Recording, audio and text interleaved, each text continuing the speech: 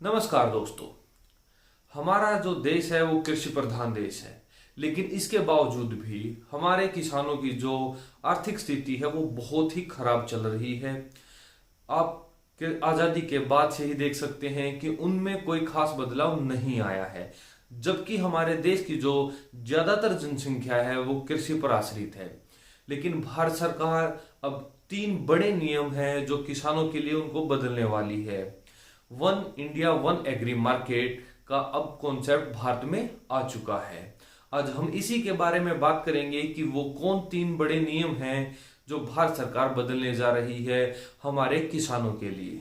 Essential commodity reform. तो पहले हम समझ लेते हैं एसेंशियल कमोडिटी एक्ट 1955 क्या है। वर्ल्ड वॉर 2 के समय अंग्रेज भारत पर एक नया कानून लाए थे, डिफेंस ऑफ इंडिया 1943। उस कानून में यह बाधाएं डाली गई थी कि कोई भी इंसान या कोई भी किसान एक लिमिट से ज्यादा अनाज स्टोर नहीं कर सकता। उस समय में हमारे देश में जो अनाज की पैदावार है वो बहुत ही ज्यादा कम थी, लेकिन आजादी के बाद भी हमने इस कानून को जारी रखा और इसको नाम दिया एसेंशियल कमोडिटी एक्ट 1955। आजादी के बाद हमारे प्रधानमंत्री ने जय जवान जय किसान का नारा भी दिया था। यह जो नारा था वो इसीलिए दिया गया था क्योंकि जो हमारा देश है वो कृषि प्रधान देश होने के बावजूद भी हमारे देश में अनाज की पैदावार बहुत ही ज्यादा कम थी और हम यूएसए पर आश्रित हो गए थे। हमारी जो ज्यादातर अनाज की मांग थी वो यूएसए पूरा कर रहा था। इस चीज को देखते हुए हमारे प्रधानमंत्री ने यह नारा दिया था।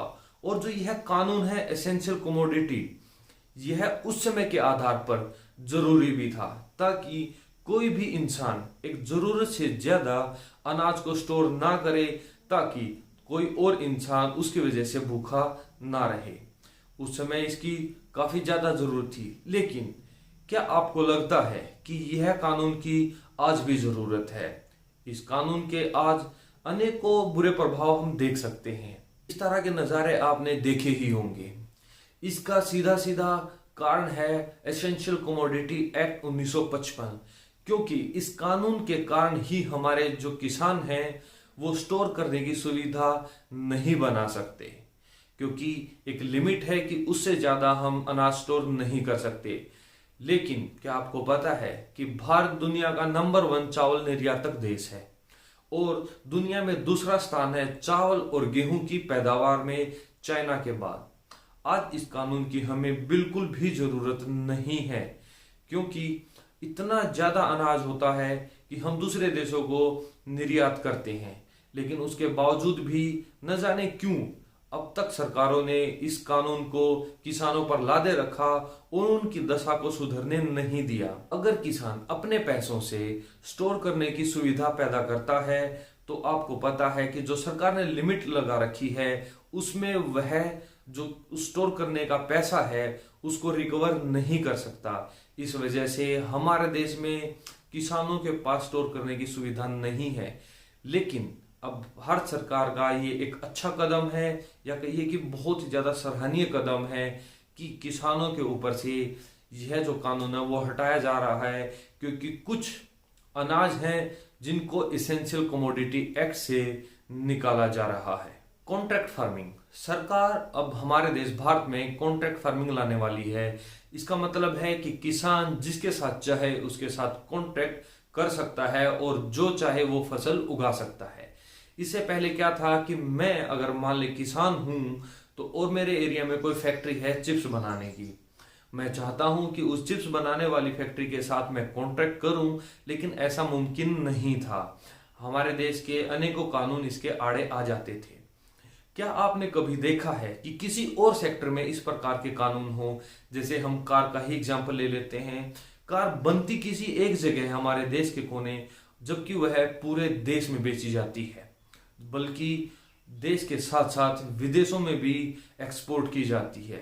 लेकिन इस प्रकार के जो कानून है, बल्कि मैं कहूंगा कि जो घटिया कानून है, वो हमारे सिर्फ किसानों के ऊपर ही लागू होते हैं, जबकि इंडस्ट्री और सर्विस सेक्टर में यह काम नहीं करते। आखिर ऐसा क्यों है? जबकि हम तो कहते हैं कि जो हमारा देश है वह कृषि प्रधान देश है।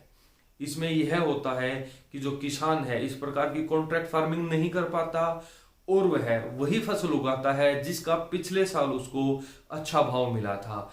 इसी प्रकार सभी किसान यही सोचते हैं और उसी फसल की बहुत ज्यादा पैदावार हो जाती है जिसकी पिछले साल एक अच्छी प्राइस मिली थी किसानों को, जबकि फसल इतनी ज्यादा पैदा हो जाती है जिसकी वजह से उसका जो प्राइस है वो बहुत कम हो जाता है और हमारा किसान इस प्रकार के बंधन से मुक्त हो ही नहीं पाता।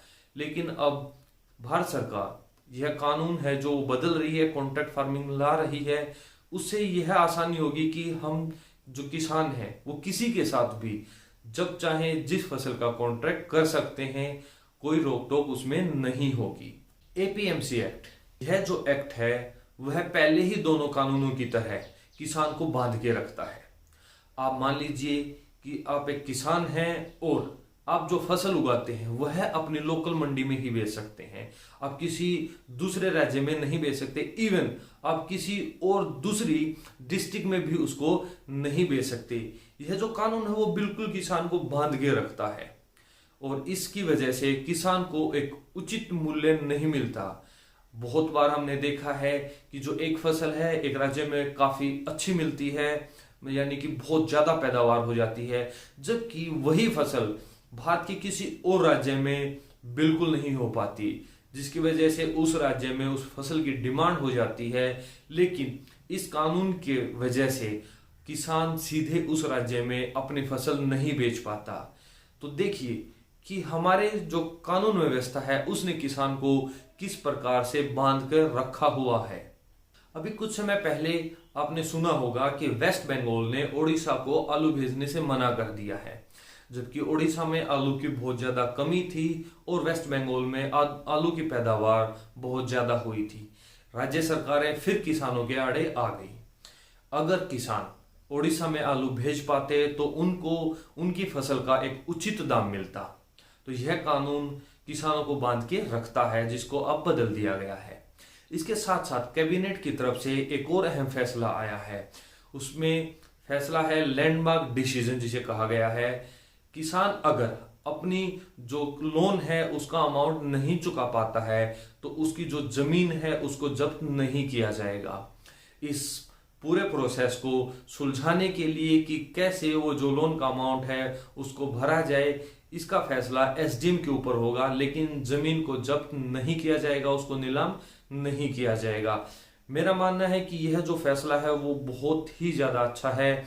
जो हमारे किसान भाई अपना लोन नहीं दे पाते हैं किसी कारणवश, क्योंकि बहुत सारे बंधनों से वो जकड़ा हुआ है वो किसान, जिसकी वजह से वो अपना लोन नहीं दे पाता है और अपनी जमीन से हाथ धो बैठता था, लेकिन अब ऐसा नहीं होगा।